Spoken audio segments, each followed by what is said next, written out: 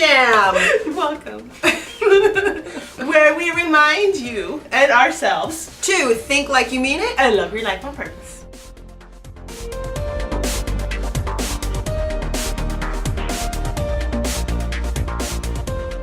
There are people with different natures, exactly. and when you're fighting your own true nature, that does not feel good. And so that's a bit of peace that I'm coming away with. That it's okay for me to be a person who recharges in salt. Because when you talk about it, you really talk about it from I feel acceptance. Mm-hmm. You don't want to change that part of you. You don't think there's anything wrong. You don't make any meaning. You don't make it mean that you're flawed. No. Because you recharge in solitude. And that's interesting because I have all kinds of hang-ups about all kinds of other things. but but in that case... True that. God knows.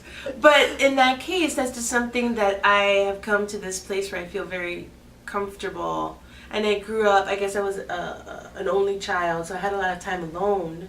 And I learned to enjoy my own company by force first. You know what I mean? By I didn't really have a choice in the matter at that time.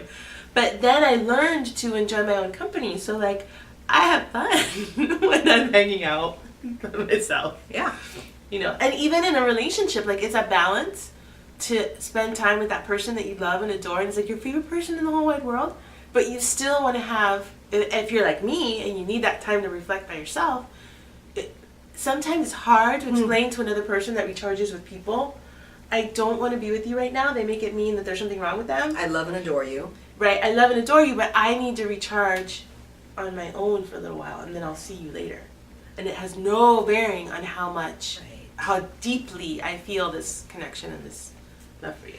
So have you ever felt that you would, maybe at any point in your life, that you would stay because you were thinking about their feelings, that you were responsible for their feelings, and I don't want you to feel bad, and that I don't love and adore you, and that you're not fabulous, so I will stay because by my leaving... I'll tell you this, there was certainly a time in my very young life as a teenager and in my early 20s when I think I didn't have a lot of control over my life. I kind of okay, my family's doing this, I do this. They're going there, I go there. I do it, wherever they're going, I go. And then there came a point, it was kind of like a line in the sand. It's I want to do things and go places because I want to go. So I don't go on all the family trips. I don't do all the things. And sometimes it's hard, sometimes it's disappointing. Those people want you to be there. But I'm telling you, I'm not fun when I'm not fun. They're better off without me. They're not missing anything. That's a pin. I'm not fun. I'm not fun when I'm not fun. And that is true for me too. Aren't we all not fun when we're not fun? I'll tell you. So there was definitely a time when there was that line in the sand, and then that first time when you say to somebody, no, I don't think I'm going to do that. Oh, it sounds like a great thing, but no. I appreciate that. And one thing I've learned to do, hot tip. I know it's coming. It's hot. It's a hot tip. It's a hot tip. First, no, I have a prior commitment. The commitment could be with myself. The commitment could be with my book that I'm reading. The commitment could be me and, an episode of Stargate because I'm a sci-fi fanatic. It could be, no, I have a prior commitment. With my book that I'm writing. It could be the book that I'm writing. And I did write a whole blog about how to say no gracefully and sort of different options you can take. Because over the years, I've been in all these different situations where, learning to say no with love and compassion is also important. If someone is inviting you to something or wants you to be a part of something or you're at a family weekend and you're not participating in every single activity, even when you're saying no to the football game and I have no hand-eye coordination. You don't want me on the team. You know what I mean? There would be no point in that. But that person wants you to be. I would be no fun in that on thing. The football game. But you have to say no with love and compassion. Love and compassion for yourself and love and compassion for that other person. So there are different ways that you can say no, and one of the things you can do is thank you for thinking of me, and then offer what you're good at. okay, I'm not going to participate in the football game, but you know what? I love to bake. You know, are we going to make, you know, are we gonna making brownies this weekend? I want to be on the baking team or something. You know, offer, and it's interesting because I come from the corporate world and training and all that. And one of the things they teach you when you're doing customer service is you don't say no to the customer, to the client. You say, this is what we can do. Oh, I love that one. I love that one. You know, so you can take that to your personal life and you can say, you know, no thank you with love and compassion, and offer what you can participate in or what you can do. That's probably what you were thinking about. Yes. Thanking them for that. Yes. Asking you to connect. Yeah. Or asking you to spend time with them, or expressing their love, or wanting to share what they're doing in their life or an experience that they're going to have in their life with you. And so that soft no, that loving no, the loving no, that it helps. It feels good. Yeah. It feels good. And it feels good. It feels good to you, and it feels good to that person. One thing I just will share, and you probably will see this on the video, that as Maggie talks, she goes like this. And I'm like, I love that I can feel the bounce. I can be on this side of the bounce. Sorry. I mean, should I apologize for bouncing? No, I love it. I'm so excited that I can feel. I was over here smiling probably inappropriately at what you were saying because I was enjoying the bounce.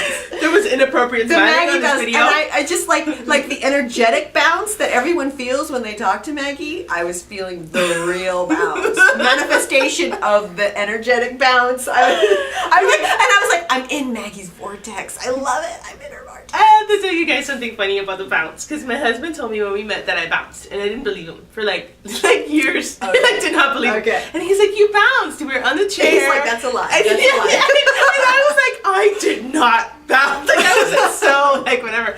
And then he told me something. We were having some random conversation with him, and I did bounce. Like, I know. I'm like, I just bounced. So like now, like years later, when somebody goes to my website, which is modernmarried.com, if anybody hasn't been there, and you sign up and you're on my list, I literally send you this thing, like where I'm like, yay, you're here, and I'm like bouncing. So I have embraced my inner bounce.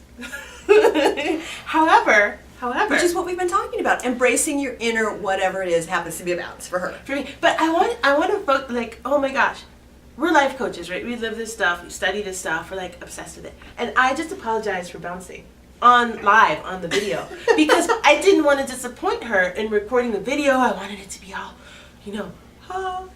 and I was like, oh, I'm so sorry, I bounced. Like that was my first reaction, was I don't want to disappoint my friend. Oh my gosh, I'm moving around too much. I use my hand. Okay, if I don't use my hands, there will be no video. Like you guys. Anyway, so yeah, there would be no podcast, there would be no video, there would be nothing if I couldn't move my hands. And yet, I will not apologize for that because it's part of me. Good. Yeah. Good. So don't apologize for what is part of you. Yeah. Don't apologize for your bounce, for your hand. Okay, ready? 1, 2, 3. Bounce, everyone. Bounce. It'll make you laugh. It will. It'll raise your vibration. It will. It did. Yeah. It did. Exactly. Done. Done. I'm certain of that. Oh my gosh. What? The next podcast, possibly immediately after this podcast, we're going to teach you how to do our happy dances. Yes. Right. We have to videotape that yeah, while that's we're going to be together. so good. Okay. That's right. Okay. That's right. So, but I do want to just don't apologize for your inner bounce, your outer bounce, your hand movements. Perhaps. Or for your soulful peacefulness. Don't apologize for that. And or that you recharge in solitude. Yeah. There's no need, there's nothing wrong with you. That is nourishing for you. Yes. So this jam is complete? Yes, it is. All right. So I'm CJ Blacara of CJCoaches.com, reminding you to think like you mean it. And I am Maggie Reyes, I always miss the cue, reminding you, from modernmarried.com, reminding you to love your life on purpose. Do it, girl. Woohoo! High five!